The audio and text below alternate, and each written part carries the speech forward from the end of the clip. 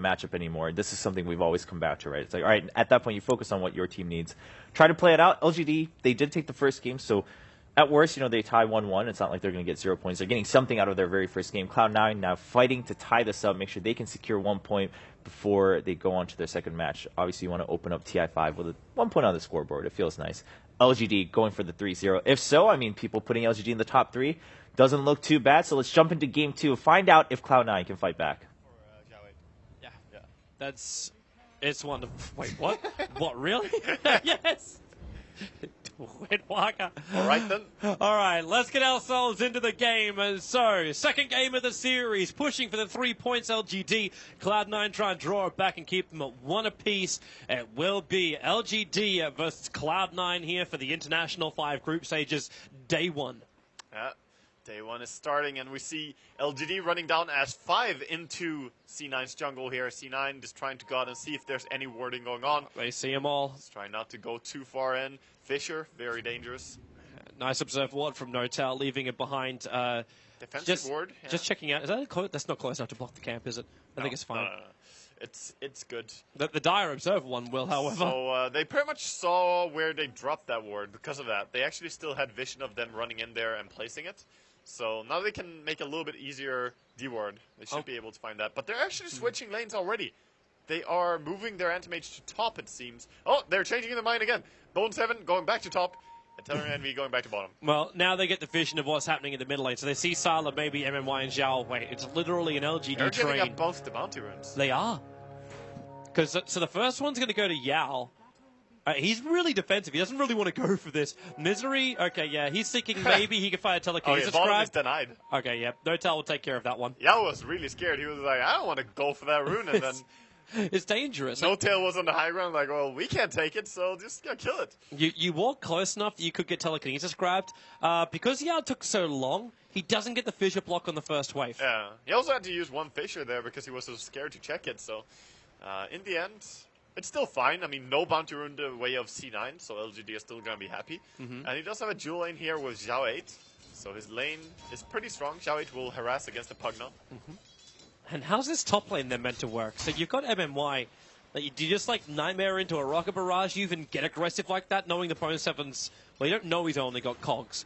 But he's only got cogs. Yeah, I'm not sure about that top lane. I'm just looking at bottom and thinking this lane is gonna crumble. There's 1 tango on No-Tail's Pugna, and there's 4 tangos on Anti-Mage. That's it. That's all your regen. And you don't have any items on Pugna. I don't think you can... Just believe in the RNG of...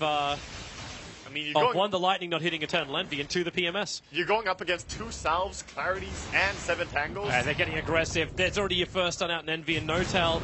Yep, they go for the second with a split earth. I dodged it, at least, very nicely there. And meanwhile, on top lane, yeah, just looking at it, it just seems like they can't really stop the Gyrocopter from farming either. So the 2 lanes working out really beautifully on LGD, so that puts a lot of pressure over on Fada. He has to do well on the mid lane. It's very difficult though, because he hasn't stopped the SF from getting early CS. It's 5-0. The SF's already managed to pick up a bottle. 2-minute rune controls can be really important for him, but at the same time, look where Misery's moving. Yeah. He's coming in to try and find the gank from up the Dire jungle. In fact, the Courier snipe, he's in the perfect position for it. With boots first, the Courier down, run you catty cat, into the trees and away to safety. He jukes it, and he finds the S4 rune. Beautiful. Very nice rune there for Shadow Fiend. Well, this is actually making the laning phase extremely hard for C9. They also did not get the D-ward on the pull camp. Look at the bottom. Look at the sentry. It's so close. It's just off. Yeah, and the other sentry also. Even though they saw when they put it they actually brought Envy into... Oh, no! It's a disaster. Oh, it's like the holy death. Where is it? This is the isosceles triangle. You did not want to get A, does not equal B, and you did not want C. Yeah, this... With 3 sentries, you should get that D-ward, but this camp is ridiculously big to begin with, so it's really hard to be certain where the ward is.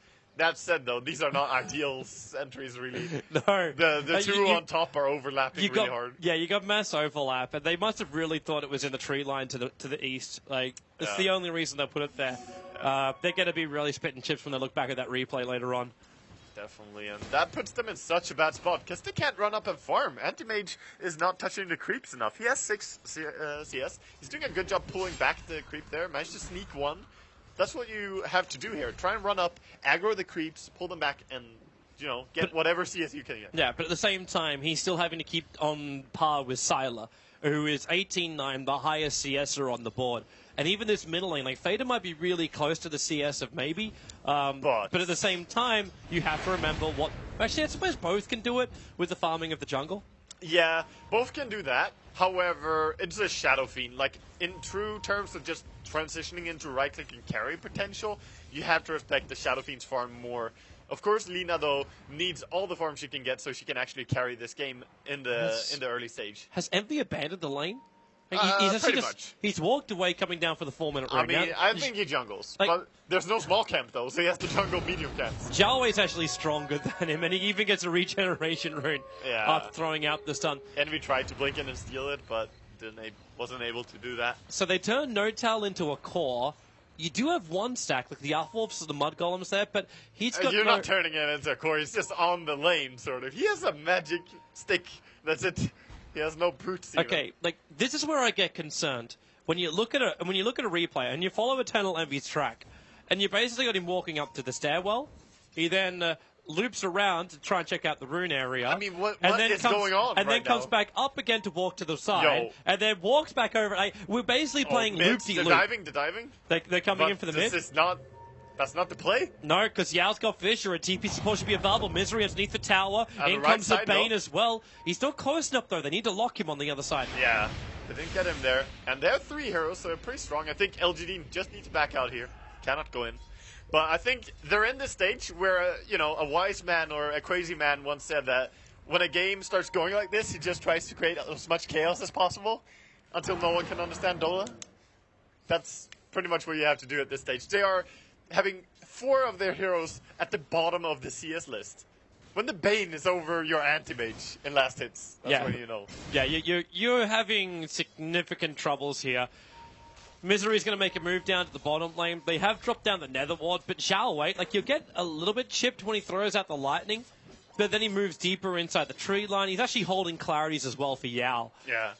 Oh, he might be in trouble here. No, when Yao's got a fissure available, you're always going to get a little bit more space. Okay, maybe not this much space. And now the TP support arrives in. The lightning's slowing them down. Look for that Lashrak's done. They get the hit over on Misery, and No-Tal doesn't want to run away from this one. Something's grabbed, will do some work, but in comes Sylar. Not 1, but 2 to pick up the double kill. First blood spilled, and a disastrous start for Cloud9. Yeah, what a start for Sylar. Just TPing down there, and he's like, oh, you prepared 2 kills for me? I'll just pick up these 2 and then go push for a tower, or just transition back to my farming. Is that the full drums for him now, or Aquila? He is sending out the Aquila and also the Magic Wand upgrade. Alright, so Sylar is doing great. There was only one casualty that LGD had to suffer during that fight. There was the Mango on Yao. Rip Mango. That was the only casualty of war. It was a hero. And then you get arcade boots up for Xiao Wei now. They throw the fissure and hit Envy with a stun. The lightning! They actually combo it. Yeah. He only moved down there to throw the ward. Such a dangerous duel lane.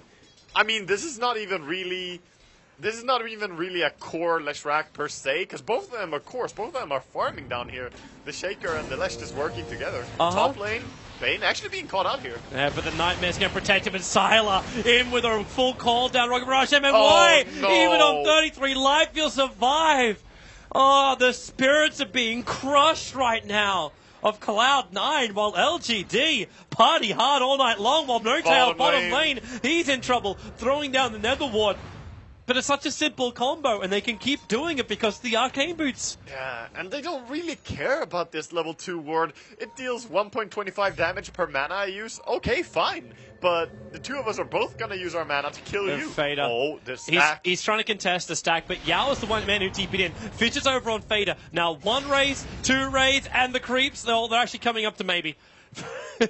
Fader will salve up and run away. Yeah, he's going to have to run away, and that stack is pretty much secured. Shadow Fiend is going to clear it right away. Actually, they might try and stack it one more time. Yeah, he's going to wait for the timing. No. He doesn't.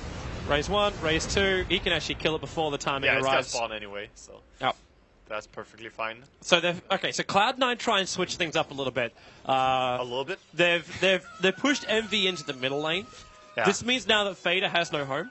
And Misery is still roaming with him. No Tail is the man who has turned into this semi-core role, sitting back behind the Tier 1 tower, because he's the only man that can sort of farm on this lane with Netherblast. He can get experience down here at least and make sure that the tower doesn't die. It's about running up, Netherblasting, as you say, and just trying to keep it alive. He's just pinging the Leshrac right now, like, I don't want to do anything against this. But he's getting experience. That is the important part. LGD's going to pressure more. It's a 3-man smoke and they're moving to bottom lane. So No-Tail's just throwing down the nether wall. They're still alive for 25 more seconds. By the time this gank arrives, actually smoke broke on MMY. Just on the left, so they know Eternal Envy is in the trees, and he's trying to use like this one gap wide farming strat. Yeah, he's choke point jungling right now. That's cutting down trees with his Quelling Blade. And very nice that he did have the double damage there, so he could farm up a little bit They're faster. going to smoke up and move. Clockwork's got a hook shot. Yeah, and they saw him, they pinged him. Yep. Not going shot right away. They do not want to go in this one. MMY is still here, and he's going to Nightmare over. Actually, he Nightmares up and keeps No-Tail out the fight. So Leshrac will end up dying here. That's and with 2 kills. Laguna Blade, yep, they get some revenge.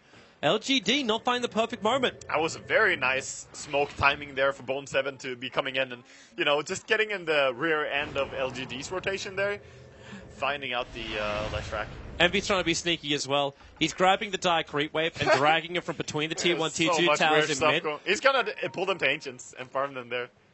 Or is he? No, he's bringing it back to the mid. Alright. I think initially he was looking maybe just not want to give him this room. But I think initially he was just looking for more damage on that Tier 1 tower in mid. It's pretty low as it is. Yeah, he just wants any gold he can find right now. He's scrambling to find anything. And poor man Envy just running around. Meanwhile, I feel almost equally bad for Big Daddy No-Tail just sitting on bottom lane, because you know they're going to come down here again. The Leshrac is not going to switch lane until this tower is gone. So, farming on the lane right now, very dangerous. Schmuck time again. Fisher is going to lead up. Yep. This is going to be a kill. And No-Tail's got no Nether Ward down, so there's Fisher 1, Stun 2, Brain Sap and Lightning, and it just looks easy as pie. Fisher from the smoke, as it has such a long cast range, it's, you know, if you just stand on the lane, you're guaranteed dead. Meanwhile, Sylar playing very careful top, because he doesn't know where most people are right now. So that means that Rubik is actually being able to lane a little bit and getting closer to level 6. Sylar's probably going to protect himself. If he dies, that's a lot to be given over. Oh, yes. Like, he's almost 5k net worth 10 minutes into this game. In fact, overall, like, well, that 5k net worth is almost the advantage that LGD had until those last 2 kills on bottom lane. Yeah. I mean, the advantage right now is pretty much gonna increase as well, because they didn't take a single tower until just now, and they will start making the rotations from tower to tower. But that also gives Envy a chance to start running around in the jungle and farm. Well, it's nice the Clockwork now has a Blade Mail, but there's not much to go with that. Like, Brown Boots Blade Mail, it's the new fashion, dude. Yep. I mean, I would like to see a magic one with it as well, but if you gotta get your Blade Mail early on Clockwork, do what you gotta do, because Blade Mail is core for this hero, so extremely core. Now he can hook in and know he can punish Shadowfiend. There it is. Goes on maybe, but the Fissure actually off target. Doesn't really get the sun in control. They Nightmare on the SF. Actually evaded. He just evaded Laguna? Yeah, maybe. Throwing back out again. The call down from Sylar and Bone 7. Fiend's Grip, No-Tail trying to give the life, but it's not enough when Yao jumps in for the Echo. They've lost 2. They're going to lose 3 here. And they actually keep Misery alive. Potentially going to go for 4. Envy jumps in. He actually doesn't find anything. He man breaks does some decent damage, but the SF was the only casualty of 4, and that was dying to the Pugna. That was so beautiful play to the leader. by Mama, yeah. Going in there and getting the Nightmare on the Shadow Fiend as the Laguna King. Just perfect, like, could not have been better.